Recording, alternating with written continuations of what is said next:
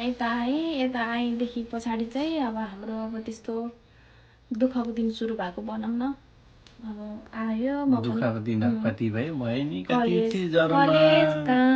College काम भयो, उसलाई बोल्न टाइम नै नहुने कस्तो अब केही थिएन कस्तो जिरो लेभलदेखि अब ऋण गरेर टोटल जमाना आउने टोटल 15 लाख हो कि 14 लाख टोटल मेरो जेठी दिदीले हालिदिनु भएको मलाई सबै पैसा त्यतिखेर ढक्कै। अनि त्यो पैसा चाहिँ बिस्तारै बिस्तारै मैले जापानमा आएर 2 महिना चाहिँ काम गरेँ होला मस्त। 2 महिना चाहिँ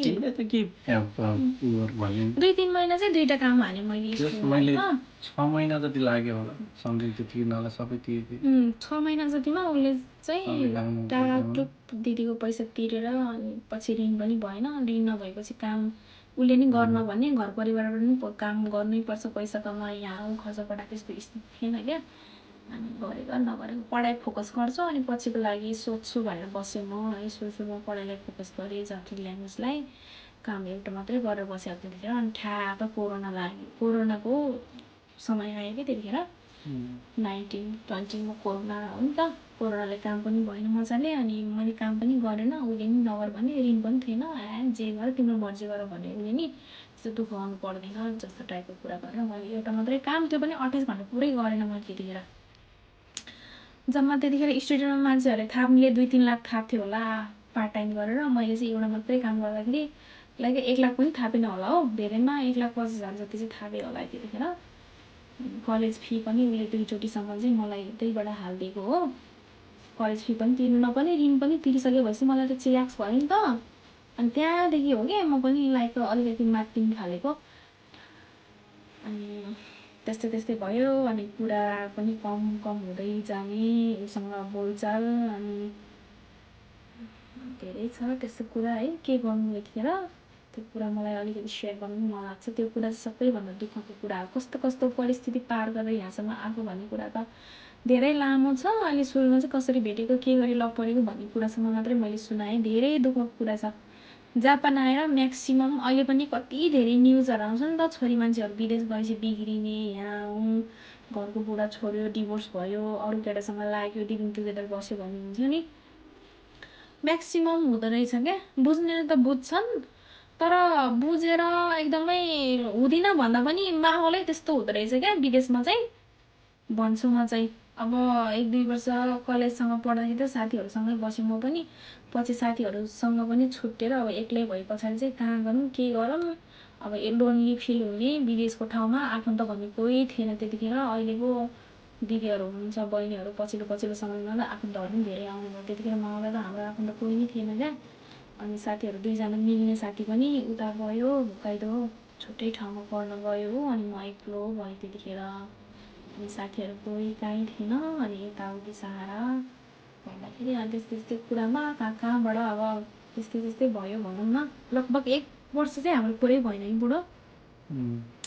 1 वर्ष जति चाहिँ मलाई चाहिँ उसको अनुहारदेखि के रिस उठ्ने, लाइक यतै बोल्न थालिसकेको थियो नि त म, यतै कुरा हुन थालिसकेको थियो। लाइक देखेँ कि रिस उठ्ने, बोल्नै मन नलाग्ने। अनि अब त जे हुन्छ अब डिभोर्स गर्ने, अब तेरो पैसा जति मलाई हालिदिएछ पैसा फिर्ता गर्छु, मलाई डिभोर्स दे भनेर भन्थेँ कि मैले उसलाई। त्यसको लागि चाहिँ मलाई भगवान्ले माफ दिन्छ कि दिँदैन सायद थाहा छैन। म त्यसको गल्तीको रियलाइज गर्दैछु है। त्यतिखेर बोल्ने अर्कै मान्छे थियो कि मसँग। अनि छुट्नेसम्म कुरा भएको जे होस्, उसले चाहिँ एउटा पनि खुट्टा हटाएन कि बुढा है। गन्तव्यबाट उसले अलिकति मात्रै पाइला सारेको भए सायद आज हामी सँगै हुँदैनथ्यौँ क्या। त्यतिसम्म भयो। 1 वर्षसम्म खटपट भएको थियो हामी, राम्रोसँग बोल्दै नबोल्ने, रिस उठ्थ्यो, माया लाग्दैन थियो उसको के। अब भनौँ भने त्यस्तो भयो। अनि पछि मेरो यहाँ वर्किङ फिक्स भए पछाडि चाहिँ अब के गर्ने त, नेपाल जाने कुरा भयो। ऊ पनि जे हुन्छ आऊ। त्यतिखेर कुरा गरौँला। एकचोटि सिङ्गल थियो नि त, बिहे दर्ता पनि गरेको थिएन, लाइक सिङ्गल त्यतिखेर भर्खर भेटेको जस्तो अनि होइन। अनि पछि चाहिँ म नेपाल गयो, यहाँ वर्किङ फिक्स भएर 2023मा ऊ पनि आयो टक्क। ल त्यतिखेर जे गरौँला भन्यो। अनि मैले चाहिँ गएर पनि यहाँबाट गएर पनि म त उसँग चाहिँ बिहे गर्दिनँ। मलाई चाहिँ डिभोर्स लाइक तिमीले मलाई जति पैसा हालिदिएछ, जति साथ दिएछ यहाँसम्मको लागि धन्यवाद। म तिम्रो पैसा सबै रिटर्न गरेर मेरो साथ छोडिदियो भने कि मैले उसलाई है तिमीलाई रुने होइन दामे है मारिन्छ अहिले। अनि त्यो कुरा सुन्दाखेरि चाहिँ एकदम मुटु नै चिसो हुन्छ क्या मलाई पनि। अहिले मैले कुन कारणले चाहिँ त्यस्तो भन्यो होला। मैले चाहिँ अब सुन खोज्दाखेरि हिरा गुमाउने चान्सेस थियो कि त्यतिखेर, हिरा गुमाउनु पर्ने परिस्थिति पनि थियो होला सायद। उसले अलिकति पहिला सारेको भए हाम्रो सम्बन्ध त्यही सखाप हुन्थ्यो। अनि म कहाँ हुन्थ्यो के हुन्थ्यो केही थाहा थिएन। अनि जस मैले त्यस्तो भन्दाखेरि मलाई छोडिदेऊ, तिमी अरू केटीसँग बिहे गर, मेरो पनि अरू नै छ भनेर मैले भन्दाखेरि उसले चाहिँ मेरो खुट्टै ढोगेर तिमीलाई मैले यहाँसम्म साथ दियो, सबै केटा मान्छेहरू सही हुँदैन, तिमी त्यस्तो राम्रो मान्छे, भोलि अब कुन केटाले तिम्रो उमेर जवानी हुन्जेलको साथ दिन्छु यहाँ भन्छ। भोलि सबैजना मान्छे 100% सही हुन्छ भन्ने पनि हुँदैन, कतिपय मान्छेहरू गलत हुन्छ, त्यस्तो कदम नउठाऊ भनेर उसले मलाई सम्झाउँथ्यो क्या। उसलाई त एकदम आफ्नो बाउ र दाजुभाइसँग ज्ञान दिए यसरी।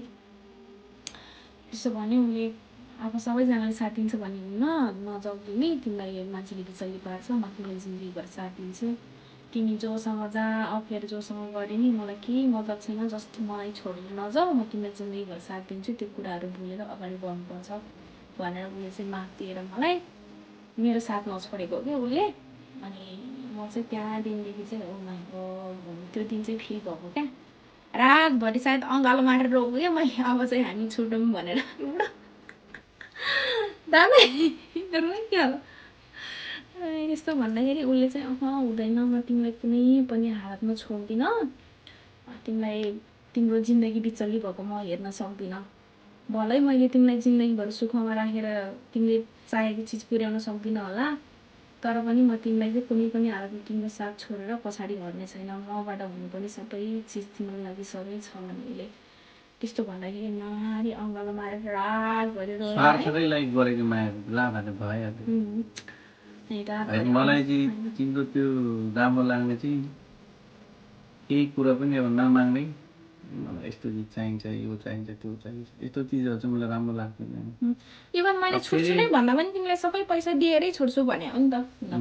अरू केटीहरू मैले पैसाकै लागि भए त म तिमीलाई छोडिहाल्नु भाग, त्यस्तो कुरो मलाई मेरो पैसा चाहियो बस, जासु जोसुसँग जाओस् न, त्यो मतलब गर्दैन थियो म। तर मलाई चाहिँ त्यस्तो होइन कि एउटा मान्छे भनेको जीवनसाथी भन्दैमा कति कुराहरू आफूले बुझ्नुपर्छ कि। हाम्रो विश्वास भन्ने कुरा आँखाले अगाडि देख्दाखेरि यो मान्छे मेरो विश्वास हो भन्ने होइन, त्यो धेरै कुराहरू हुन्छ क्या त्यहाँ। अब त्यही चिज बुझेर मात्रै हो मैले उसलाई त्यस्तो होइन त्योतिर नजाऊ, त्यो कुरा गर्दाखेरि अलिकति भावुक हुन जान्छु होला, मलाई त्यस्तै फिल भयो। सो त्यो कुरा कुनै दिन अब सायद समयले साथ दियो अथवा त्यस्तै भन्ने मौका पायो भने चाहिँ कहाँ के भएको थियो, जापानमा कतिसम्म सम्बन्ध खटपट आएको थियो, के कारणले कस्तो के भएको थियो भन्ने कुरा पछि अब मिल्यो भने दुःखको कुरा गरौँला। आज रुन मन छैन मलाई, बस त्यही हो। अब त्यसरी सुरु भयो। अनि त्यही हो, उसँग रातभरि अँगालो मारेर रोएँ। अनि रोएपछि मैले रियलाइज भयो हि लभड मी रियली क्या, फ्रम हार्ट। उसले चाहिँ भित्री मनदेखि चाहिँ मलाई चाहिँ ट्रु लभ गर्दो रहेछ भन्ने मैले चाहिँ एकदम रियलाइज गरेँ। म त बिग्रेको रहेछु, धन्नै मैले चाहिँ हिरा गुमाएको जस्तो टाइपको फिल भयो क्या। अनि त्यसरी आफैले आफूलाई सरी भनेर अब चाहिँ जति गल्ती गर्नु गरिसक्यो, अब चाहिँ म सत्य बाटो हिँड्छु भनेर मैले त्यही दिन प्रमिस गरेर अनि 1 हप्ता पछाडि एङ्गेजमेन्ट गरेँ है। एङ्गेजमेन्ट गऱ्यो अनि बिहे हुनेवाला थियो हाम्रो, जुठो परेर बिहे क्यान्सल भयो त्यतिखेर। अनि इङ्गेजमेन्ट टाइपको एउटा सेरेमनी भयो, अनि बिहे दर्ता गरेर अनि म यता फर्केर आएँ। मेरो वर्किङ फिक्स भइसकेको थियो। अनि पछि म आएर 1 महिना नबित्दै आएर काममा कम्पनी छिरेको 1 महिनाभित्र मैले उसलाई डिपेन्डेन्ट भिजा एप्लाई गरेँ। ठ्याक्क भनौँ न भगवान्को कृपाले उसको सिओई पनि आयो। अनि त्यसरी हामी सँगै भएर आज चाहिँ दुवैजना सङ्घर्ष गर्दैछौँ भनौँ न, 0 लेभलदेखिबाट यहाँसम्मसँग त सङ्घर्ष गर्दै आइरहेको छौँ। अझसम्म सफलता त पाएको छैन, तर केही छैन, हार मानेको पनि छैन है बुढो। सफलता पाउन बाँकी नै छ, तर हार मानेको छैन।